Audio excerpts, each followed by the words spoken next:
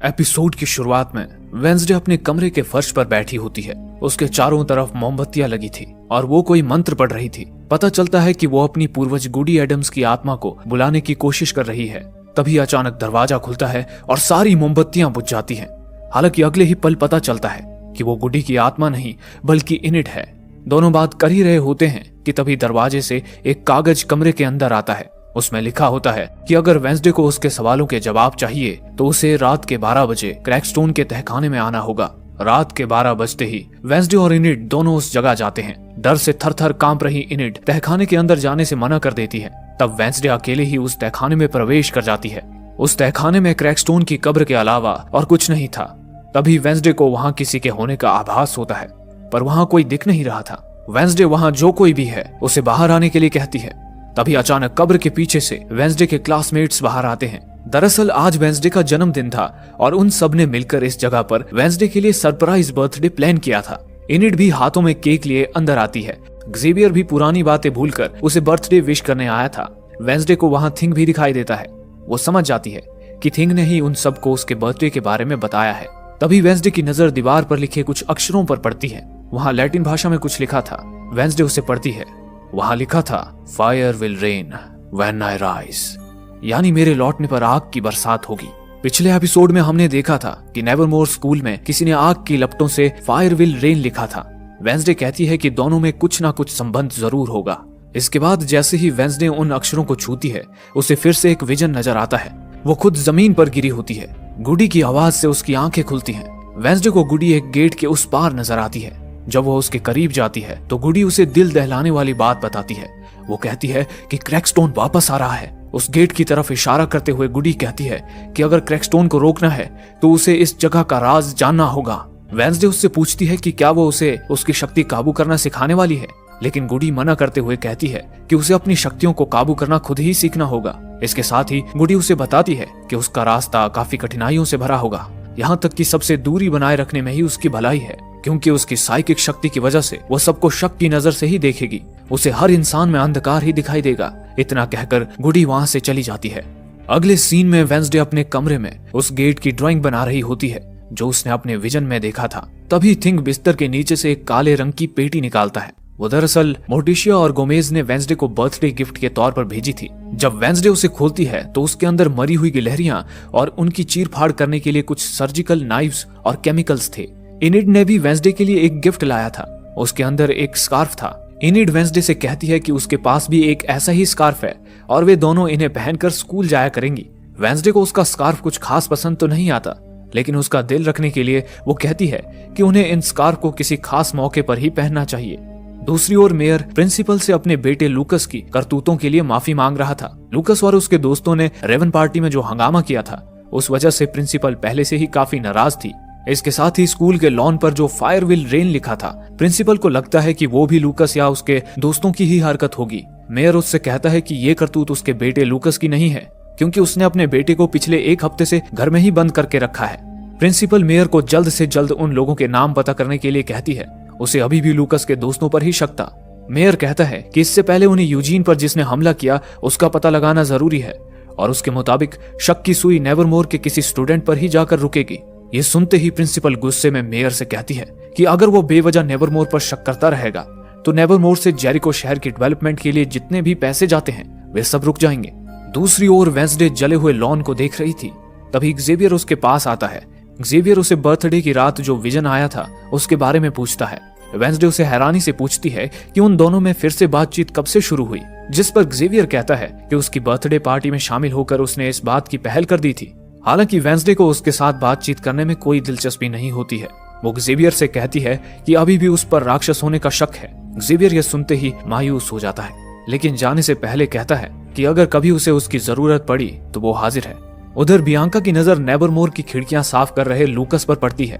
लूकस के हाथ में मॉर्निंग सॉन्ग का ब्रेसलेट था। मॉर्निंग सॉन्ग वही सेल्फ हेल्प फाउंडेशन है जिसे बियांका की माँ चलाती है। बियांका उससे पूछती है कि उसे वो ब्रेसलेट कहाँ से मिला। लूकस बताता है कि पिछले हफ्ते जब वो कॉफी शॉप में था तब वहाँ उसकी मुलाकात एक औरत से हुई। उस औरत ने उसे मॉर्निंग सॉन्ग नामक सेल्फ हेल्प ऐप के बारे में बताया। लूकस कहता है कि वैसे तो उसे सेल्फ हेल्प जैसी चीजें बकवास लगती हैं, लेकिन उस दिन वो खुद को रोक ही नहीं पाया। बियांका समझ जाती है कि उसकी मां ने लूकस पर सायरन शक्ति का इस्तेमाल किया था। बियांका लूकस से कहती है कि उसे जल्द से जल्द मॉर्निंग सॉन्ग से दूरी बना लेनी चाहिए, क्योंकि उन्हें उसका भला करने में कोई दिलचस्पी नहीं है। वे लोग तो सिर्फ उसके पैसों के पीछे पड़े हैं। लूकस बियांका की सलाह मान लेता है। वो बियांका से काफी इंप्रेस हो जाता है और उसे आज रात कॉफी पीने के लिए इनवाइट करता है। हालांकि बियांका कुछ कहे बिना ही वहां से चली जाती है। वेंसडे यूजीन से मिलने अस्पताल गई थी। वो बेहोश यूजीन के साथ बात कर ही रही होती है, तभी वहां साइकेट्रिस्ट आती है। साइकेट्रिस्ट यूजीन के पेरेंट्स के कहने पर यहाँ आई थी। यूजीन के पेरेंट्स कुछ दिनों के लिए अपने घर गए हुए थे। इस वजह से यूजीन की देखरेख करने के लिए उन्होंने साइकेट्रिस्ट को यहाँ भेजा था। साइकेट्रिस्ट अपने साथ लाए पीले फूलों के गुलदस्ते को वहां रखती है और वेंसडे से उसका हालचाल पूछती है। वेंसडे उसे हाल ही में उसकी लाइफ में घटी घटनाओं के बारे में बताती है, जैसे कि उसने एक कब्र खोदी थी और अपने पिता को जेल से बाहर निकालने में मदद की थी। अगले सीन में वेंसडे कॉफी शॉप में एक किताब पढ़ रही होती है। तभी टाइलर कॉफी लेकर उसके पास आता है, जिस पर हैप्पी बर्थडे लिखा होता है। टाइलर उसे बताता है कि उसने ही कल रात गुफा में केक पहुंचाया था, जो उसने स्पेशली उसकी पसंद को मद्देनजर रखते हुए बनाया था। बातों ही बातों में वेंसडे उसे गेट का चित्र दिखाती है और पूछती है कि क्या उसने पहले कभी उस जगह को देखा है। हालांकि टाइलर भी उस गेट को पहली बार ही देख रहा होता है। उसके मुंह से ना सुनते ही वेंसडे फिर से अपनी किताब पढ़ने में लीन हो जाती है। वेंसडे ने गुडी की अकेले रहने की सलाह मान ली थी, इस वजह से वो टाइलर को नजरअंदाज कर रही थी। वेंसडे का बदला हुआ रवैया देखकर टाइलर उससे पूछता है कि क्या उससे कोई गलती हुई है, लेकिन इस पर वेंसडे कुछ नहीं कहती। तभी शेरिफ वहां आता है। वेंसडे उसके पास जाती है और कहती है कि लॉन में आग से लिखे जो शब्द थे, उसे वही शब्द क्रैकस्टोन की गुफा में लिखे मिले हैं। उन दोनों में जरूर कोई साम्य है, लेकिन शेरिफ उसकी बातों को नजरअंदाज करता है। वेंसडे कॉफी शॉप से सीधे एक्सेवियर के आर्ट रूम में उससे मिलने जाती है। वो उसे भी वही गेट का चित्र दिखाती है और उसके बारे में पूछती है। एक्सेवियर उसे अपनी एक पेंटिंग दिखाता है, उसने भी उसी गेट की तस्वीर बनाई होती है। एक्सेवियर बताता है कि उसे फिर से वही सपने आ रहे हैं। 2 दिन पहले आए सपने में उसने ये गेट देखा था। वो आगे वेंसडे को बताता है कि ये गेट्स फैमिली का पुराना बंगला है। वो हर रोज जॉगिंग करते समय इस बंगले के सामने से गुजरता है। उनकी बातें चल ही रही होती हैं कि तभी थिंग वेंसडे को इशारा करता है और एक पेंटिंग से कपड़ा हटाता है। उस कपड़े के पीछे वायलिन बजाती वेंसडे की पेंटिंग होती है। एक्सेवियर अपनी सफाई में कहता है कि डांस वाली रात के बाद उसने उसे भूलने की काफी कोशिश की, लेकिन भुला नहीं पाया। उसने बस पेंट करना शुरू किया और उसकी तस्वीर बन गई। लेकिन इस पर भी वेंसडे बिना कुछ कहे वहां से चली जाती है। कॉफी शॉप में बियांका लूकस का इंतजार कर रही थी। कुछ देर बाद वो वहां से जाने ही वाली होती है कि तभी लूकस वहां आता है। लूकस ने बियांका से वहां आने की उम्मीद नहीं की थी, लेकिन उसे वहां देखकर लूकस को काफी अच्छा लगता है। लूकस बियांका को दिखाता है कि उसने उसके कहने पर मॉर्निंग सॉन्ग का ब्रेसलेट अपने हाथ से निकाल दिया है। इसके बाद दोनों एक दूसरे से अपनी लाइफ में चल रही प्रॉब्लम्स के बारे में बात करते हैं। बियांका उसे बताती है कि उसकी माँ ने एक बार उससे कहा था कि क्योंकि वो एक सायरन है, वो कितने भी अच्छे काम कर ले, कुछ लोग उसे बुरा ही समझेंगे। बियांका उसे गलत साबित करना चाहती है। लूकस उसके इस जज्बे की तारीफ करता है और अपने बारे में बताता है। वो बताता है कि ज्यादातर लोगों को वो एक नकारा लड़का लगता है और उसने भी आज तक उनकी सोच बदलने के लिए कुछ खास नहीं किया है। लूकस आगे कहता है कि जब उसने रेवन पार्टी में हंगामा किया था, उस दिन उसे अपने किए पर काफी शर्मिंदगी महसूस हुई। उसी दिन उसने खुद को बदलने की ठानी थी। बियांका उसके उठाए इस कदम की तारीफ कर उसका हौसला बढ़ाती है। वेंसडे ने गैरेट गेट्स के बंगले को ढूंढ लिया था। वो देखती है कि गेट का ताला टूटा हुआ है। वो चुपके से गेट के अंदर जाती है, लेकिन जैसे ही वो दरवाजे के नजदीक जाती है, उसे बंगले से कोई बाहर आते हुए दिखाई देता है और वो तेजी से वहां से भागकर छुप जाती है। दरवाजे से मेयर बाहर आता है। मेयर शेरिफ को कॉल करता है और उसे कहता है कि शायद उसने असली मुजरिम का पता लगा लिया है। वो शेरिफ को कॉफी शॉप में मिलने के लिए कहता है। वेंसडे थिंग को उसका ध्यान भटकाने के लिए कहती है और खुद मेयर की गाड़ी में जाकर छुप जाती है।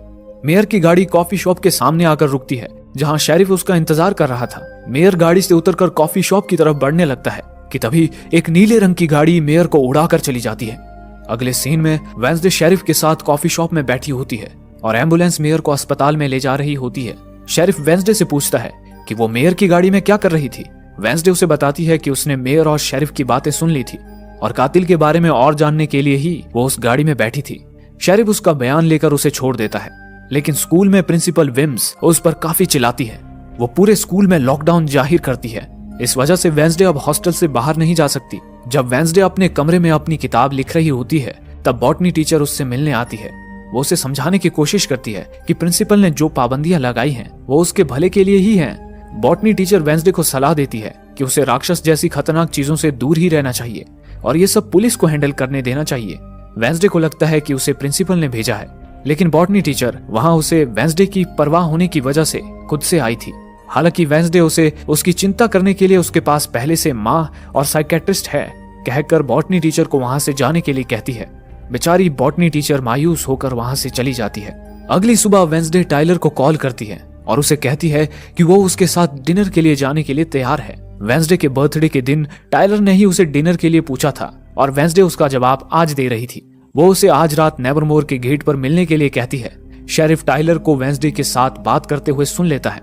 वो टाइलर को वेंसडे उसके लिए सही लड़की नहीं है कहकर उससे दूर रहने के लिए कहता है। साथ ही वो कहता है कि वो वेंसडे जैसी लड़कियों को अच्छे से जानता है। शेरिफ का इशारा टाइलर की माँ की तरफ था। इस बात से उसमें और शेरिफ में थोड़ी सी बहस छिड़ जाती है, लेकिन शेरिफ को उसके बारे में बात नहीं करनी कहकर वहाँ से वो चला जाता है। रात में वेंसडे टाइलर के साथ जाने के लिए तैयार बैठी होती है, लेकिन लॉकडाउन की वजह से वो हॉस्टल में ही फंसी हुई थी।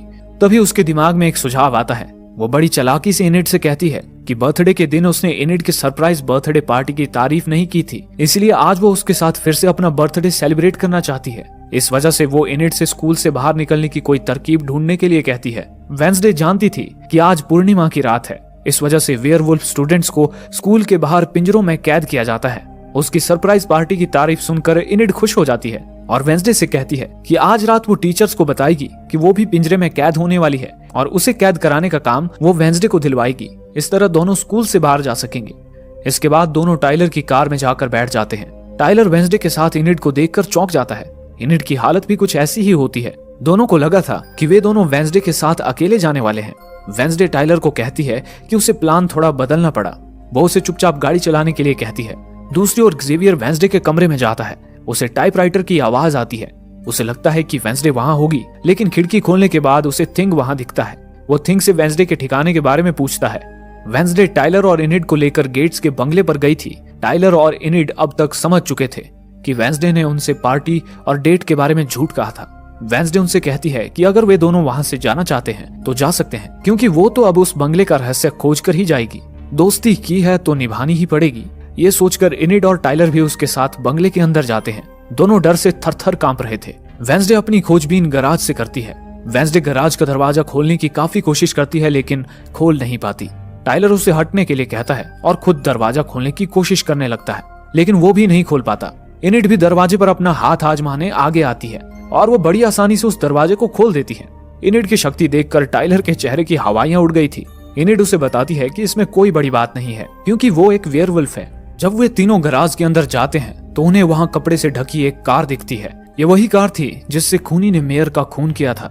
इनिड घबराते हुए कहती है कि उन्हें तुरंत टाइलर के पिता को कॉल कर इस बात के बारे में बता देना चाहिए, लेकिन वेंसडे ये कहते हुए मना करती है कि अगर उन्होंने शेरिफ को अभी ये बात बताई तो शेरिफ ये बात प्रिंसिपल को बता देगा, और अगर प्रिंसिपल को पता चल गया कि लॉकडाउन के बावजूद भी वेंसडे स्कूल से बाहर गई थी तो वो उसे स्कूल से निकाल देगी।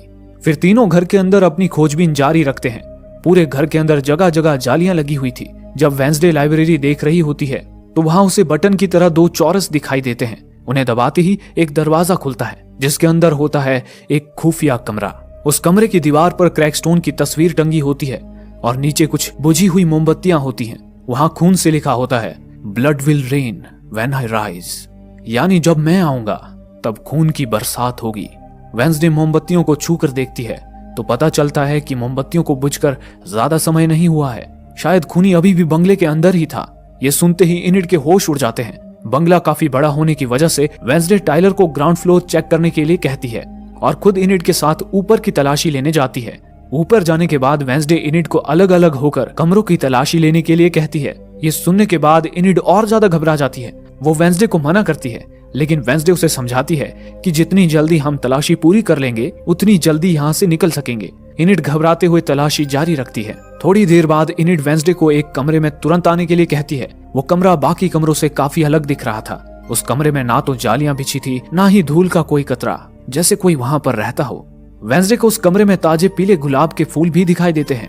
वहीं मेज पर एक छोटी सी पेटी भी होती है जिसके अंदर एक नाचती हुई गुड़िया होती है। वेंसडे की नजर उस पेटी पर लिखे एलजी पर जाती है। वेंसडे एलजी का मतलब लॉरेल गेट्स होगा ये अनुमान लगाती है। लॉरेल गेट्स गैरेट गेट्स की छोटी बहन थी जिसकी डूबने से मौत हो गई थी। तभी उन्हें नीचे से कुछ टूटने की आवाज आती है। अगले ही पल उन्हें टाइलर की आवाज सुनाई देती है। वो उन्हें जल्दी से भागने के लिए कह रहा था। राक्षस बंगले में आ चुका था। वेंसडे और इनिड राक्षस की परछाई देखकर लिफ्ट की तरफ भागती हैं। वो दोनों लिफ्ट में छुपी होती हैं। तभी राक्षस वहां आता है। राक्षस जोर जोर से लिफ्ट के दरवाजे को ठोकता है। इस वजह से लिफ्ट की रस्सियां टूट जाती हैं और लिफ्ट धड़ाम से नीचे बेसमेंट में आ गिरती है। बेसमेंट में बना वो कमरा एक लैब की तरह लग रहा था। जब वेंसडे ध्यान से इधर उधर देखती है तो उसे एक रैक में कुछ कांच के बर्तन दिखाई देते हैं जिनके अंदर इंसानों के कटे हुए अंग थे।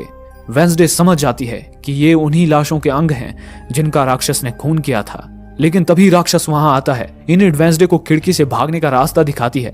दोनों थोड़ी दूर गए ही होते हैं कि वेंसडे वापस बंगले की तरफ भागना शुरू करती है। वो टाइलर को लेने वापस जा रही थी। बंगले में पहुंचने के बाद उन्हें टाइलर जख्मी हालत में दिखाई देता है। तभी एक्सेवियर भी वहां आता है। वेंसडे उसे वहां देखकर चौंक जाती है। अगले सीन में सब टाइलर के घर में होते हैं और वेंसडे टाइलर के जख्मों पर मरहम पट्टी लगा रही होती है। उसी वक्त शेरिफ घर के अंदर आता है। अपने बेटे को घायल देखकर शेरिफ गुस्से से वेंसडे पर चिल्लाने ही वाला होता है कि टाइलर मैं ठीक हूं कहकर उसे बीच में ही रोकता है। वेंसडे शेरिफ को तुरंत अपने साथ गेट्स के बंगले में चलने के लिए कहती है, लेकिन वहां पहुंचने पर उन्हें कुछ नहीं मिलता।